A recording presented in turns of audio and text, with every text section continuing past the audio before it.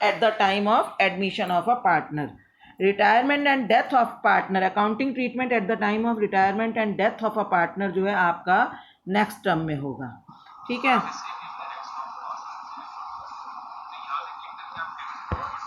हाँ जी, इसमें आपका जो अकाउंटिंग ट्रीटमेंट है, whenever there is a change in accounting treatment when there is a change in the profit sharing ratio या reconstitution होता है पार्टनरशिप का, तब तो देखो क्या क्या हमें स्टेप्स उठाने होते हैं। पहला है calculation of sacrificing ratio of the existing partners after the reconstitution has taken place, कि चाहे पार्टनर्स आपस में प्रॉफिट शेयरिंग रेशियो चेंज करें या कोई नया पार्टनर एडमिट करे, तो सबसे पहला काम आपका होता है कि आप सैक्रिफाइस रेशियो निकालो, ठीक है, कि कौन सेक्रीफाइस कर रहा है और कौन सा पार्टनर गेन कर रहा है, आप उसको आइडेंटिफाई करो, ठीक है। तो नेक्स्ट स्टेप आपको दिखाई देगा, identify the gaining partner and the sacrificing partner. आपको देखना पड़ेगा कि कौन पार्टनर इस नए एग्रीमेंट से गेन कर रहा है और कौन सा पार्टनर है जो सेक्रीफाइस कर रहा है। फिर इसके बाद compensate the sacrificing partner by the gaining partner by adjustment of the share in goodwill, ठीक है। हमने अभी जो पिछले टॉपिक में गुडविल कैलकुलेट करने का तरीका सीखा, उससे एक फर्म की गुडविल पता लग गई, और आपको मैंने बताया था हम गुडविल क्यों कैलकुलेट करते हैं, कि जब कोई पार्टनर फ्यूचर में तो वो इस वक्त चाहेगा कि मुझे जो है revaluation of assets and liabilities का मतलब क्या होता है कि जब पार्टनर की जब इनके रिलेशनशिप चेंज होते हैं तो उस वक्त जो इनकी assets and liabilities balance sheet में अपीयर हो रही हैं, उन लायबिलिटीज़ और एसेट्स की मार्केट में हो सकता है वैल्यू कम या ज़्यादा हो चुकी हो, यानी फ्यूचर में हो सकता है एसेट्स एंड लायबिलिटीज़ के कारण उनको कोई प्रॉफिट हो जाए या उनको कोई लॉस हो रहा हो। तो ऐसे में वो लोग उन एसेट्स एंड लायबिलिटीज़ की वैल्यू को भी रीवैल्यू करते हैं कि उसमें कोई प्रॉफिट हुआ या लॉस हुआ, ये पता कर लगाते हैं, और जो भी प्रॉफिट या लॉस हुआ उसको उसी वक्त पार्टनर्स आपस में बांट देते हैं, ताकि फ्यूचर में जब उस एसेट्स या लायबिलिटी को एक्चुअली में बेचें तो उस वक्त जो है क्योंकि फ्यूचर में अगर उनको बेचेंगे तब लॉस या प्रॉफिट हुआ तो उनको नई रेशियो में, जो फ्यूचर की रेशियो है उसमें बांटना पड़ेगा।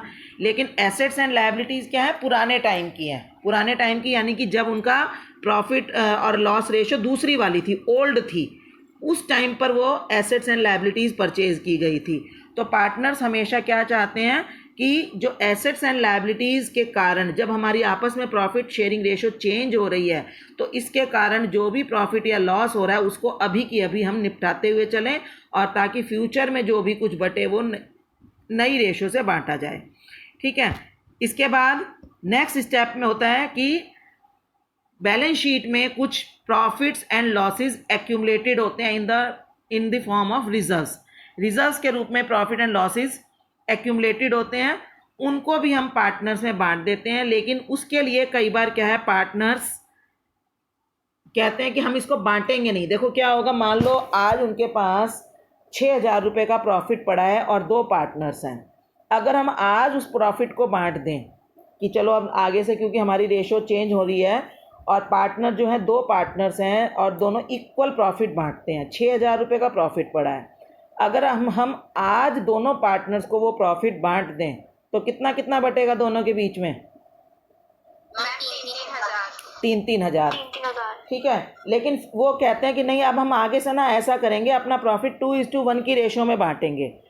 अब 2:1 की रेशो में बांटने का मतलब क्या है कि अगर इस प्रॉफिट को हमने आज नहीं बांटा, हम फ्यूचर तक चलाते चले गए, तो कुछ टाइम बाद हम मान लो 2 साल 4 साल बाद उस प्रॉफिट को बांटते हैं, तब उन्हें ये तो ध्यान रहेगा नहीं कि ये प्रॉफिट, इतना प्रॉफिट कोई पुराना था उसको हम 3:1 में बांटें, आगे भी उस प्रॉफिट में और जुड़ेगा उसको हम अलग रेशो में बांटें। तो क्या होगा, फ्यूचर में जब भी ये प्रॉफिट बटेगा तो उनकी नई रेशो में बटेगा। नई रेशो अब इनकी क्या हो चुकी है? 2:1, जैसा मैंने बताया। अब अगर उसी 6,000 रुपये के प्रॉफिट को वो 2 साल बाद बांटे, जब उनकी रेशो 2:1 हो चुकी है, तब प्रॉफिट कितना मिलेगा उन दोनों को? वही 6,000 रुपये बांटेंगे तो कैसे मिलेगा? हाँ, हाँ, ए को मिलेगा 4,000 और बी को मिलेगा 2,000, है ना। तो अब ऐसे में वो लोग दो चीज़ें डिसाइड कर सकते हैं। वो एक तो ये कह सकते हैं कि ठीक है ऐसा करते हैं, हम फ्यूचर में कोई भी प्रॉब्लम अराइज हो, इससे बेटर ये है कि हम जो भी प्रॉफिट इकट्ठा कर रखा है हमने, जो भी रिज़र्व इकट्ठा कर रखा है हमने, हम उसको आज ही पुरानी रेशो में बांट कर ख़त्म कर दें और फ्यूचर में नए प्रॉफिट्स और नए रिज़र्व बना लें अगर हमें ज़रूरत होगी तो।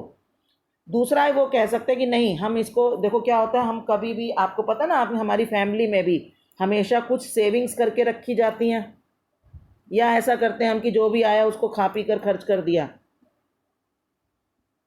हम सेविंग्स करते हैं, सेविंग्स रखते हैं ना, हमारे पास कोई सेविंग अकाउंट में पैसा पड़ा है, कोई एफडी में पड़ा है, या कोई म्यूचुअल फंड्स में लगाते हैं, कोई इंश्योरेंस पॉलिसीज़ करवाते हैं। ये सब चीज़ें एक्चुअली में क्या होती हैं, ये रिज़र्व का पार्ट होती हैं। और जितना हमारे पास रिज़र्व इकट्ठा होता है उससे क्या है, हमारी फाइनेंशियल पोजीशन अच्छी होती है। जिसके पास जितना पैसा सेविंग के रूप में पड़ा होगा, सेविंग्स के रूप में होगा, उनके पास एसेट्स के रूप में जितना पैसा होता है, हम उस व्यक्ति को उतना ही वेल्दी मानते हैं। ठीक है, तो ऐसे ही बिज़नेस में भी होता है कि बिज़नेस में भी रिजर्व्स वगैरह हमेशा एक्यूमुलेट करके, एक्यूमुलेट का मतलब इकट्ठे करके रखा जाता है। यानी कि जो प्रॉफिट होता है वो सारा का सारा प्रॉफिट पार्टनर्स को देने की बजाय हम कुछ रिजर्व्स के रूप में अपने पास प्रॉफिट्स रखते हैं, ताकि हमारी बिज़नेस की जो पोजीशन है वो स्ट्रांग रहे और हमारा बिज़नेस आगे जाकर डेवलप करें, हमारे पास ज़्यादा से ज़्यादा अपने फंड्स हों जिससे हम अपनी नई नई बिज़नेस की ब्रांचेस खोलें, अपने बिज़नेस को आगे बढ़ाएं, है ना बेटा। तो हमेशा किसी के भी पास बैलेंस रिजर्व्स में रिज़र्व होना बहुत ज़रूरी है। लेकिन अब जब उनकी प्रॉफिट शेयरिंग रेशो चेंज हो रही है तो वो ये मान सकते हैं कि हम ऐसा करते हैं, अपना पुराना प्रॉफिट बांट देते हैं, हम नया प्रॉफिट दोबारा से हम अपने रिजर्व्स एक्यूमुलेट करेंगे। या वो कई बार कह सकते हैं कि नहीं, हम रिजर्व्स तो एज इट इज़ कंटिन्यू करते हैं, हम उनको बांटते नहीं हैं, लेकिन ऐसा करते हैं कि इन रिजर्व्स के कारण आगे जाकर जिसको जो लॉस होना है या जिसको जो प्रॉफिट होना है उसकी सेटलमेंट हम अभी कर लेते हैं। आप मुझे बताओगे, अभी जो मैंने आपको एग्जांपल दिया 6,000 रुपीज़ का कि ए और बी दो पार्टनर हैं जो अभी इक्वल है, 1:1 रेशो में प्रॉफिट बांटते हैं, लेकिन फ्यूचर में वो 2:1 में प्रॉफिट बांटेंगे। तो आप बता सकते हो कि अगर वो कहते हैं कि सारा का सारा प्रॉफिट अभी बांट दिया जाए तो क्या होगा? हम दोनों को बराबर, दोनों को 3-3 हज़ार रुपये बांट दिए जाएंगे और फर्म का प्रॉफिट या रिजर्व का बैलेंस 0 हो जाएगा। ठीक है, और उसमें एंट्री हो जाती है, जैसे मान लो रिजर्व में, जनरल रिजर्व में पैसा पड़ा है तो हम क्या करते हैं, जनरल रिजर्व ख़त्म कर देते हैं पूरा और ए और बी के अकाउंट में 3-3 हज़ार रुपये डाल देते हैं। ठीक है, अगर मान लो वो कहते हैं नहीं हम ऐसा नहीं करते, ऐसे तो हमारा बिज़नेस थोड़ा सा, बिज़नेस की कंडीशन ख़राब हो सकती है और हमारे रिज़र्व दिखने चाहिए, और वो कहते हैं हम इस रिज़र्व को कंटिन्यू करना चाहते हैं, और उनकी प्रॉफिट शेयरिंग रेशो हो गई है 2:1। अब वो रिज़र्व को कंटिन्यू करना चाहते हैं तो वो कहते हैं कि ठीक है ऐसा करते हैं, हमें जो फ्यूचर में लॉस होगा ना, जिसको फ़ायदा हो रहा है वो फ़ायदा वो मुझे अभी पे कर दे। तो अब आप बता सकते हो क्या होना चाहिए? वो चाहते हैं हमारा रिज़र्व कंटिन्यू रहे। मैम जो ए है, मैम जो पहला पार्टनर उसे तो 4,000 मिल रहे हैं और दूसरे को 2,000, तो 4,000 वाले को फायदा हो रहा है। हाँ जी, कि वो कह रहे हैं कि अगर हम इसको कंटिन्यू करेंगे और इसको 2-3 साल बाद बांटेंगे तो ए को 4,000 मिलेंगे और बी को 2,000 मिलेंगे, यानी कि ए को 1,000 रुपये का फ्यूचर में जाकर फ़ायदा होगा और बी को 1,000 रुपये का फ्यूचर में जाकर लॉस होगा। तो आप बता सकते हो क्या सॉल्यूशन करना चाहिए ऐसे में? मैम जो जिसको फायदा हो रहा है मैम वो सैक्रिफाइसिंग को पैसे पे देगा भी। हाँ जी, जो पार्टनर फ्यूचर में जाकर लगता है कि उसको फ़ायदा होगा और जितना भी फ़ायदा होगा उतना फ़ायदा वो अभी दूसरे पार्टनर को दे देगा, यानी ए अकाउंट डेबिट हो जाएगा, ए पैसे दे देगा बी को 1,000 रुपये। ठीक है, अब क्या होगा कि फ्यूचर में जाकर उसको बी को अभी 1,000 रुपये मिल जाएंगे और फ्यूचर में जाकर उसको मान लो पैसे कम मिले तो वो उतने ही पैसे ले लेगा। हाँ, तो इस तरह से जो है हम जो भी पार्टनर, अगर वो ऐसा करते हैं कि अगर वो कहते हैं कि हमें प्रॉफिट बांटने हैं तो वो हम उनको ओल्ड प्रॉफिट शेयरिंग रेशो में बांट ही देते हैं, और अगर वो चाहते हैं कि हमें प्रॉफिट नहीं बांटना तो हम उसको ओल्ड प्रॉफिट शेयरिंग रेशो में बांटने की बजाय हम उसी वक्त पार्टनर से लेना देना कर लेते हैं। तो जैसे इन्होंने, है ना, नेक्स्ट पॉइंट आपको दिखाई दे रहा है स्क्रीन पर, ये share of accumulated profits and reserves out of the capital of the gaining partner in favor of the sacrificing partner if the existing partners decide not to disburse the existing reserves। ठीक है बेटा, तो ये वाला जो point है adjust the share, और जो उससे ऊपर वाला पॉइंट है डिस्ट्रीब्यूट द एक्यूमुलेटेड प्रॉफिट, इनमें से कोई एक अकाउंटिंग ट्रीटमेंट होती है। अगर पार्टनर चाहते हैं कि हमें सारा रिजर्व बांट दिया जाए, या जो भी रिजर्व वो आपस में बांटना चाहते हैं उसको तो हम ओल्ड प्रॉफिट शेयरिंग रेशो में बांट देते हैं, और अगर पार्टनर्स कहते हैं कि नहीं हम तो रिजर्व कंटिन्यू करेंगे तो हम उसको जो है कंटिन्यू करवा देते हैं, और जो भी सेक्रीफाइसिंग पार्टनर है उसको उसी वक्त शेयर देकर उसको वहीं की वहीं एडजस्ट कर दिया जाता है। इसके बाद adjust the capital of the partners if the partners mutually agree to do so, और कई बार वो कहते हैं कि हमें अपनी कैपिटल्स को भी एडजस्ट करना है, तो वो अगर होता है किसी क्वेश्चन में तो हम करते हैं, नहीं तो ज़्यादातर ये कम होता है। एडजस्ट कैपिटल एडजस्टमेंट अगर क्वेश्चन कहता है तो हम करते हैं, नहीं तो नहीं करते। तो इस तरीके से मेनली जितने भी क्वेश्चंस हैं अगर हम उनको दोबारा से रिवाइज करें तो ज़्यादातर, बेटा आवाज़ आ रही है ना मेरी आपको? Yes ma'am. क्या हो गया?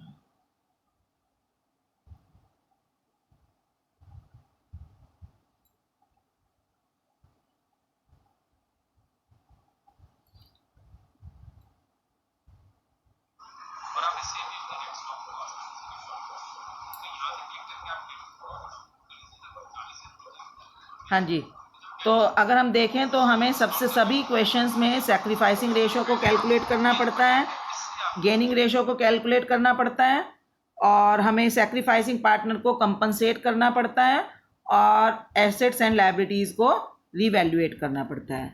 तो चलिए अब हम वन बाय वन करेंगे। सबसे पहला काम है हम calculation of sacrificing and gaining करें at the time of change in profit sharing ratio among the existing partner. तो बेटा क्योंकि जब change in profit sharing ratio हो रही है तो कोई नया पार्टनर तो आ नहीं रहा है, तो हम क्या करते हैं, हम new share minus old share करते हैं। बेटा अब यहाँ पर ध्यान रखना, कुछ बच्चे कंफ्यूज हो जाते हैं, कुछ की ट्यूशन्स वगैरह में या जो है old share minus new share भी करवाते हैं।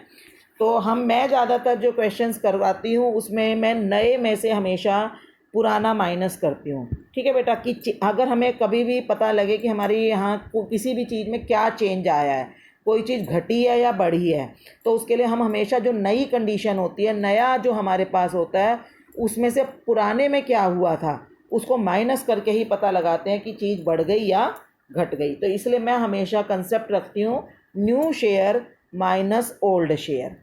ठीक है, अब new share minus old share का मतलब क्या है कि सपोज़ हम मान लो, जो मैं भी आपको एग्जांपल दे रही थी कि पहले रेशो थी 1:1 और अब नई रेशो हो गई है 2:1, तो नया शेयर क्या हो गया 2:1, ओल्ड शेयर क्या हो गया 1:1। तो 2:1 मतलब कि 2/3 और 1/3, ओल्ड शेयर क्या हो गया 1/2 एंड 1/2। तो हम क्या करेंगे, न्यू शेयर 2/3 में से 1/2 को माइनस करेंगे। ठीक है, अब आपका आंसर ऐसे में नेगेटिव भी आ सकता है और पॉजिटिव भी आ सकता है। तो जैसा कि आपको स्क्रीन पर दिखाई दे रहा है कि if answer is negative, answer minus आए, माइनस कब आएगा बेटा, अगर कभी भी हम न्यू में से अगर हम ओल्ड शेयर को माइनस करने पर अगर आंसर नेगेटिव आता है तो इसका मतलब जिस पार्टनर के लिए नेगेटिव आंसर आ रहा है वो पार्टनर सेक्रीफाइस कर रहा है। मतलब क्यों आ रहा है नेगेटिव, नेगेटिव इसीलिए आ रहा है कि उसका जो न्यू शेयर है वो ओल्ड शेयर से कम था, तभी माइनस करने पर आंसर नेगेटिव आया है ना, नेगेटिव आया, और नेगेटिव आने पर वो पार्टनर सेक्रीफाइसिंग पार्टनर माना जाएगा।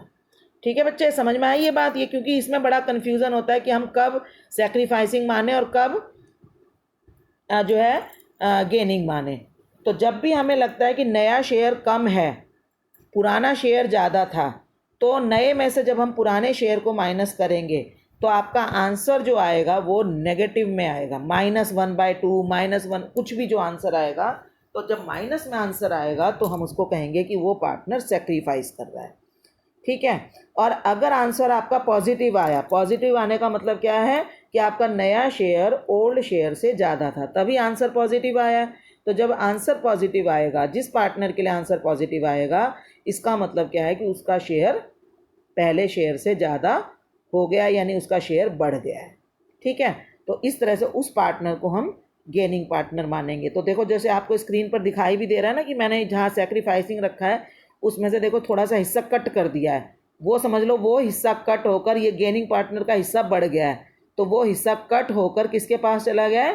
गेनिंग पार्टनर के पास चला गया। नीचे आपको फिगर में भी दिख रहा है ना कि जैसे ये दो हाथ पकड़ने जो एक जिगसॉ, ये आप देख रहे हो जिगजैग एक जो है पजल में भी दिख रहा है कि दो हाथ हैं, तो उसमें से समझ लो एक हिस्सा कटकर किसके पास चला गया है? अब ये गेनिंग पार्टनर के हाथ में वो प्रॉफिट का हिस्सा सैक्रिफाइसिंग पार्टनर के हाथ में से निकलकर गेनिंग पार्टनर के हाथ में चला गया है। ठीक है, तो इस तरह से सबसे पहला स्टेप आपको ये पता करना है कि कौन पार्टनर सैक्रिफाइस कर रहा है और कौन पार्टनर गेन कर रहा है। ठीक है, इसके बाद हमने करना है compensate the sacrificing partner by the gaining partner by adjustment of the share in goodwill. तो हम जो सैक्रिफाइस पार्टनर है, जब हमने पहचान कर लिया कि कौन पार्टनर सैक्रिफाइस कर रहा है और कौन पार्टनर गेन कर रहा है, इसके बाद हमारा नेक्स्ट स्टेप होता है कि हम उसको गुडविल में से उसका शेयर निकाल कर उसको दे दें। ठीक है, तो देखो the sacrificing partner will sacrifice some of his share of profit in favour of the gaining partner from all the future profits. बेटा ये आंसर आपका क्वेश्चन MCQ में भी आ जाता है कि हम सैक्रिफाइसिंग पार्टनर को क्यों इस वक्त गुडविल का शेयर दे रहे हैं। तो उसका आंसर है कि क्योंकि सैक्रिफाइसिंग पार्टनर जो है वो फ्यूचर में अपने प्रॉफिट्स को सैक्रिफाइस करेगा और वो प्रॉफिट किसके पास चला जाएगा? जो पार्टनर गेन कर रहा है। तो जब रिकंस्टिट्यूशन होगा तो उस वक्त जो है, चाहे रिकंस्टिट्यूशन किसी भी रीज़न से हो रहा हो, चाहे वो प्रॉफिट शेयरिंग रेशो चेंज करके हो रहा हो या पार्टनर एडमिट करने की वजह से हो रहा हो, हमें उसको वो सैक्रिफाइसिंग पार्टनर को इस वक्त उसके सैक्रिफाइस के बदले में कुछ मिलना ही चाहिए। और वो कैसे मिलेगा? हम उसके लिए एक एंट्री करते हैं, gaining partner account debit to sacrificing partner. जो पार्टनर सैक्रिफाइस कर रहा है उसको उसके सैक्रिफाइस के बदले में गुडविल का एक हिस्सा दिया जाता है। और जब भी आपको मैंने बताया किसी पार्टनर को कुछ दिया जा रहा हो तो उस पार्टनर को क्रेडिट करते हैं और जो पार्टनर वो हिस्सा दे रहा है उसको हम डेबिट करते हैं। ठीक है, तो लेने वाला पार्टनर जिसको आगे जाकर फ्यूचर में बेनिफिट हो रहा है उसका अकाउंट डेबिट होकर सैक्रिफाइस करने वाले पार्टनर के अकाउंट में क्रेडिट हो जाएगा। ठीक है, चलिए इसका मैं आपको एक एग्जांपल भी हम कर लेते हैं, इसके बाद जो है हम बाकी की चीज़ें हम इसके बाद करेंगे। ठीक है, इसका हम एक एग्जांपल करते हैं। चलिए बेटा आप लोग अपनी कॉपी में लिखिए, नोटबुक में लिखिए, यही जो मैंने अभी आपको एग्जांपल दिया है इसी को कीजिए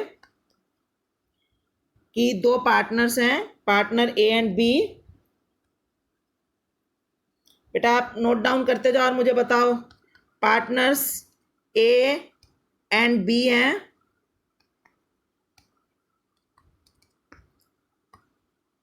ठीक है, sacrificing profit, sorry sharing profit and losses लिख रहे हो बेटा? Yes ma'am. हाँ जी लिखते चलो, sharing profits and losses in the ratio of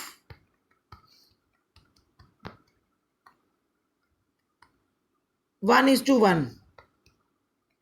ठीक है, they decided to share profits in equal ratio from next accounting year।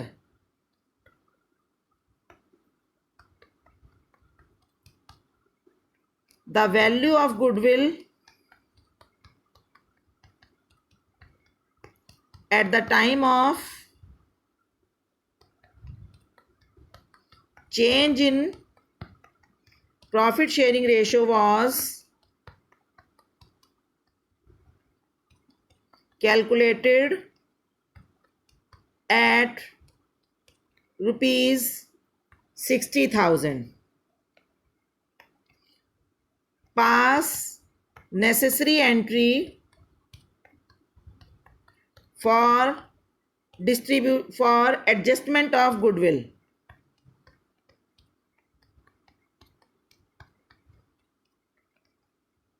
ठीक है बेटा। अब इसमें हम सबसे पहला काम क्या करेंगे, हम पता करेंगे कौन पार्टनर सेक्रीफाइस कर रहा है। तो उसके लिए हम क्या करेंगे, पहले लिखेंगे ओल्ड शेयर। ओल्ड शेयर बेटा कितना है, 1 divided by 2 and 1/2। Old share तो यही है दोनों का। न्यू शेयर बताओ कितना है मैम। न्यू शेयर बेटा। अच्छा मैंने दोनों में इक्वल ही कर दिया, नहीं नहीं नहीं, हाँ नहीं, इन इक्वल नहीं, 2:1 रेशियो कर लो। ठीक है, तो न्यू शेयर कितना हो गया, ए का हो गया 2/3 एंड 1/3। हाँ जी 1/3। अब हम क्या करेंगे, पहले निकालेंगे एज।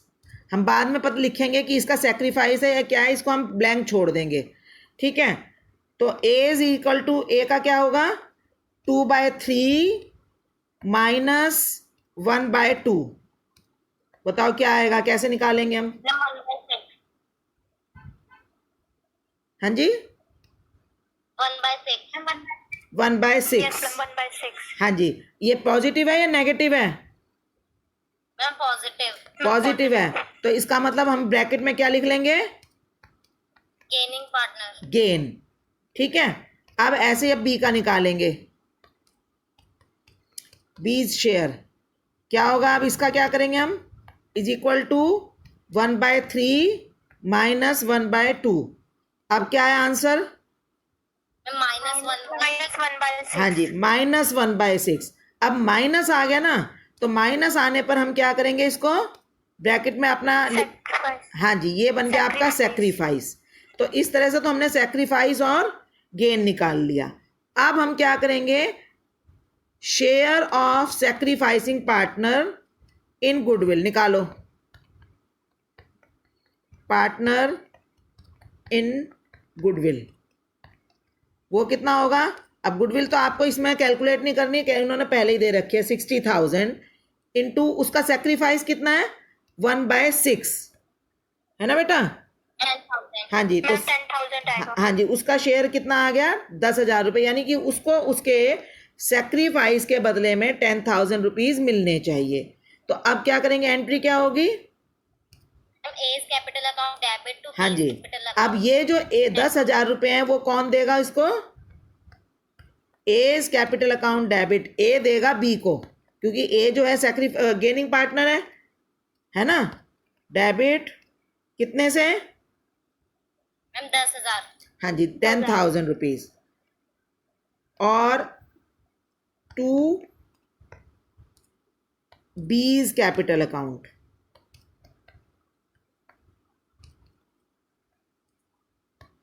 कितना होगा 10,000। ठीक है बेटा, तो इस तरीके से हमने इन क्वेश्चंस को करना है। एक क्वेश्चन और लिखिए आप, इसी की कॉपी कीजिए इसी क्वेश्चन का।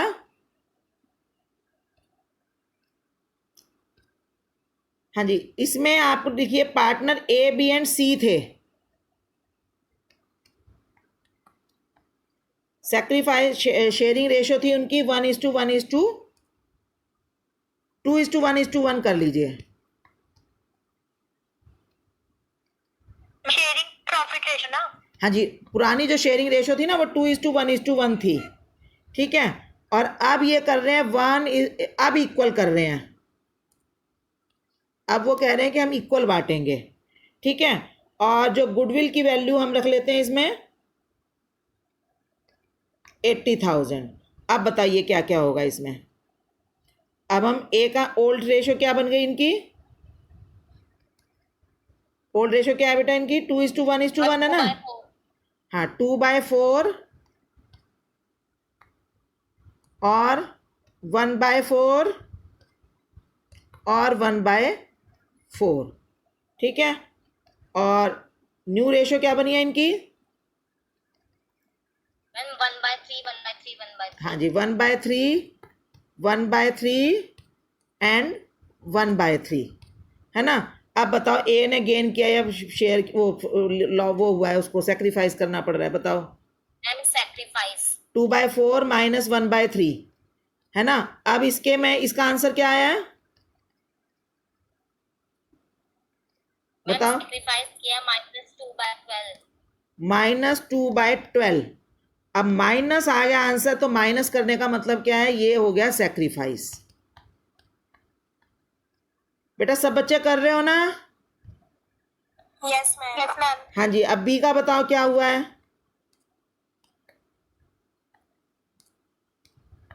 बी का क्या करेंगे हम, 1/4 - 1/3।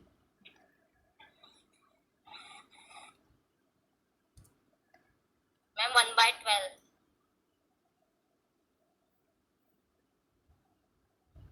हाँ जी, क्या आंसर आएगा? 1/12 पॉजिटिव या नेगेटिव? Ma'am positive. पॉजिटिव आया है। हाँ जी, पॉजिटिव में अब हम क्या करेंगे, इसको गेन। गेन हो गया ना, इसको बी को गेन हो गया, और सी को? मैम सी को भी गेन होगा। हाँ जी, सी को भी गेन होगा। तो सी का गेन बताओ कितना है? मैम 1/12। हाँ जी, सेम होगा ना, बिल्कुल। सी का भी गेन हो गया 1/12। अब बताओ क्या करेंगे इसमें, नेक्स्ट स्टेप क्या होगा? दोनों का पता चल गया हमें। अब हम निकालेंगे जिसका भी ज़्यादा। अब ए सेक्रीफाइस कर रहा है, या अब हम क्या करेंगे, ए का शेयर निकालेंगे। कितना है ए शेयर इन गुडविल? ठीक है, वो कितना है? गुडविल कितनी है? गुडविल मैंने निकाली है, हम थोड़ी इजी कैलकुलेशन में रख लेते हैं। मैम गुडविल 80,000 बोला था। नहीं, 80,000 नहीं, इसको हम 72,000 कर लेते हैं। गुडविल 72,000 है। आप बताओ क्या करेंगे? 72,000 इंटू पार्टनर ए ने क्या किया है, 2/12 है ना। उसका सेक्रीफाइस कितना, गेन कितना आया, 2/12। तो कितना आएगा बताओ? मैम 12,000। 12,000। ठीक है, अब ए और बी को कितना मिलना चाहिए? उनकी सेक्रीफाइसिंग रेशियो आपस में दोनों की क्या इक्वल है ना। तो हम जो 12,000 रुपये हैं वो बी और सी में इक्वली बांट सकते हैं, या तो हम ऐसे निकाल लें, और अगर आपको निकालना है, यहाँ पर मैंने ये गेनिंग पार्टनर है, ठीक है। अब ऐसे ही सेक्रीफाइसिंग पार्टनर्स का भी निकाल लो इसी में से। मैम ए तो सेक्रीफाइसिंग पार्टनर है, उसका 12,000 निकल गया है। हाँ, ए का 12,000 में निकल गया, और उनका दोनों का निकालो। मैम 6,000। हाँ जी, दोनों का हमने निकाला 6,000। बताओ अब एंट्री क्या होगी?